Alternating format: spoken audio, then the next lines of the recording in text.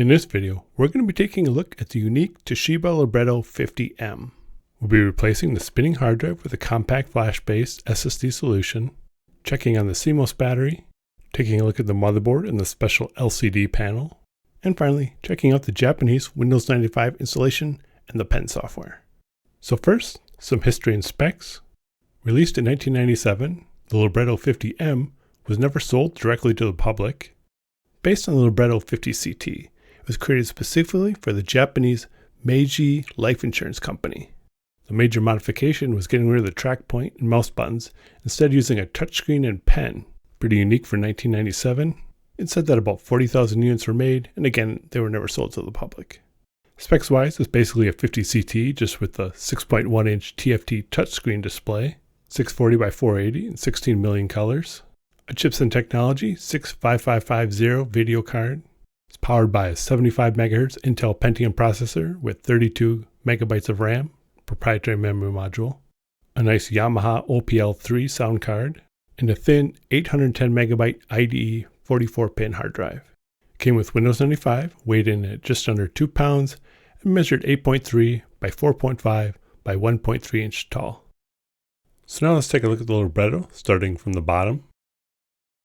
Up front, we have our battery lock and our battery, the cover for our dock connector, cover for our hard drive, 15-volt power jack, reset button, PC card slot, eject button to slide on the back, IR port, 2.5mm headphone jack, on the sides, threads to screw in the dock. On the other side, just the cover for our hard drive. So on the lid, you see one of the big differences of the 50M. There's an integrated holder for the pen, spot for a lanyard on the back, and it has a little spring-loaded tip. You'll also notice there are no mouse buttons on the back of the screen. Opening it up, we have our tiny keyboard with Japanese lettering.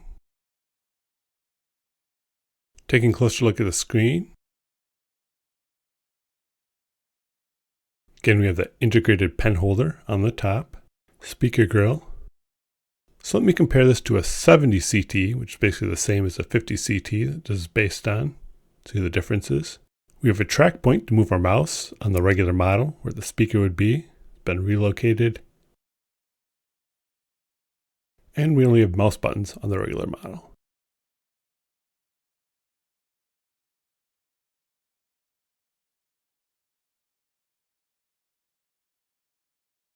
So now let's get started with the disassembly. First, we need to move the little trim piece above the keyboard. It's just being held on by a couple clips. The trim piece was missing on this one. I'd actually taken this from my other 50M, and it had broken when I was taking it off. Underneath, we just have a single screw to remove. Which brings up the point, you don't really want to disassemble these unless you absolutely have to. The plastics are known to be extremely brittle, and they'll crumble, fall apart. I had to fully disassemble my first 50M, and it cracked in quite a few places. We do always want to disassemble enough to remove the CMOS battery, otherwise it'll leak and damage the motherboard. You can see the proprietary memory module in the upper left. I'll show more of that in a bit. Underneath this plastic cover by my finger, you can see the connector for the CMOS battery, which looks like the previous owner had already removed. So let's just reassemble, sliding the keyboard back in from the bottom, reinstalling the screw, and then the plastic trim piece.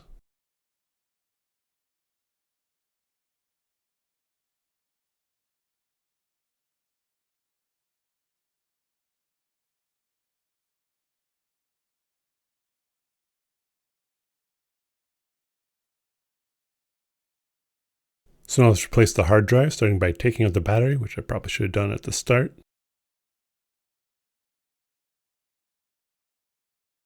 Interesting thing with this battery, it looked like some previous owner had cut it open to replace the cells.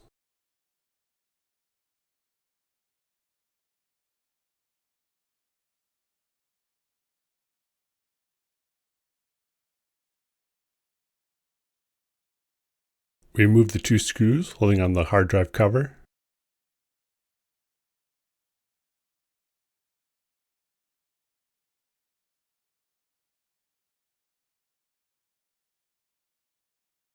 There's a metal handle screwed on the drive that'll slide out. Let us pull out the drive.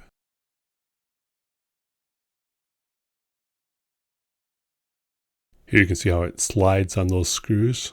This is an extra skinny drive. The later widescreen models used more standard drives. I usually use this 3D printed compact flash adapter, but it doesn't really line up. I found this one specifically for the Libretto, but the screw holes don't line up. Can't use the rails, but it seemed to work best overall. So here's our compact flash adapter, 4GB industrial compact flash card. Now I just set it loosely into the adapter. I don't tape it down. There's a little bit of tolerance here, so you may have to wiggle it around a little bit, maybe try once or twice before it actually lines up and pushes in fully.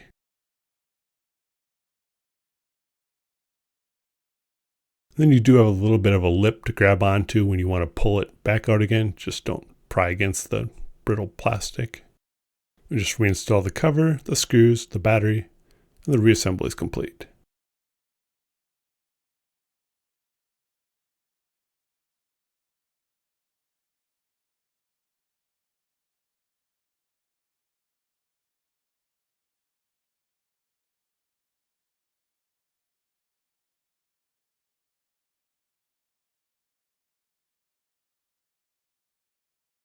So let's take a look at that proprietary memory module. This would be right underneath the keyboard. This is from my first 50M that's got some problems with the onboard memory. We can take a close-up look at the motherboard without risking damage to my nice model.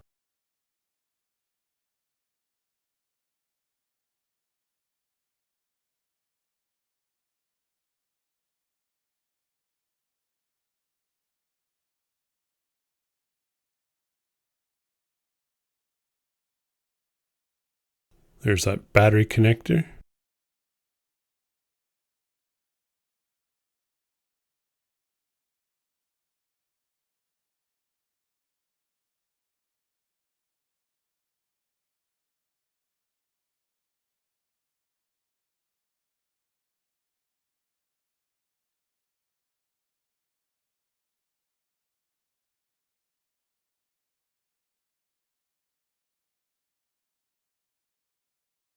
Here's the screen disassemble. You can see the touch screen over the top of the LCD. It's connector on the left. Close up on that.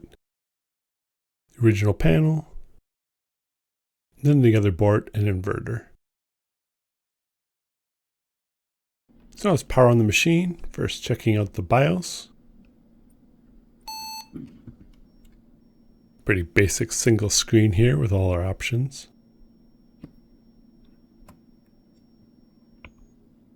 So let's take a look at Windows 95. This is a factory Japanese Libretto 50CT operating system with the pen drivers added.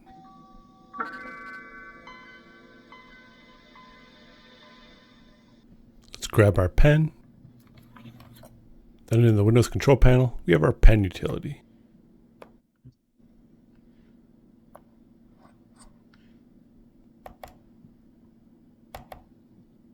Under user settings, we have dominant hand, left hand, right hand, our menu style, time to start recognition, and timeout.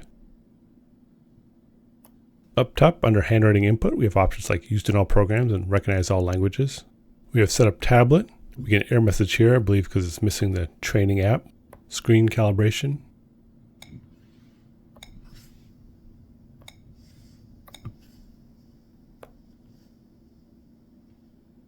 Under pen settings, we can customize the thickness of our pen line and the color with a preview on the bottom.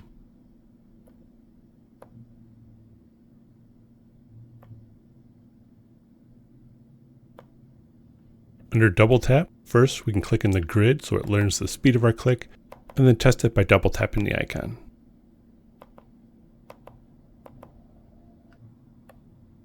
This final tab looks to be setting up the boxes, the grid, and their size that you'd use when entering characters for handwriting recognition.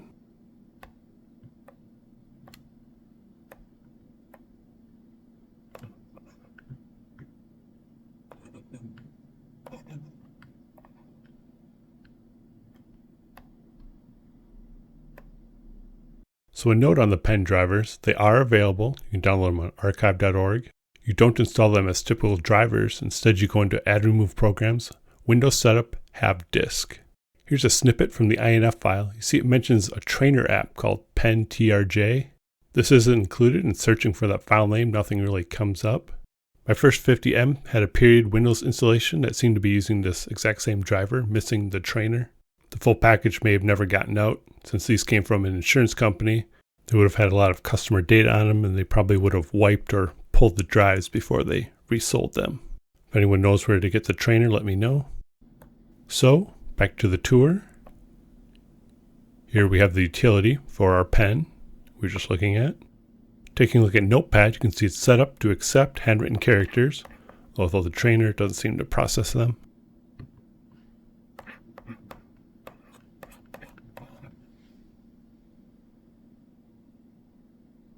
Now we can get a little more insight on how the handwriting would have worked by looking at the help file. Little touchscreen Windows navigation.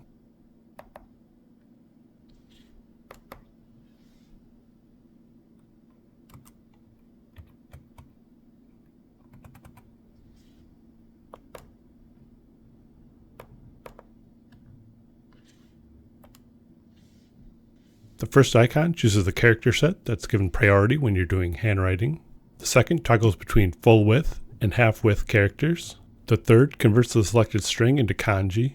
The fourth launches the draft book, and the final launches the handwriting trainer.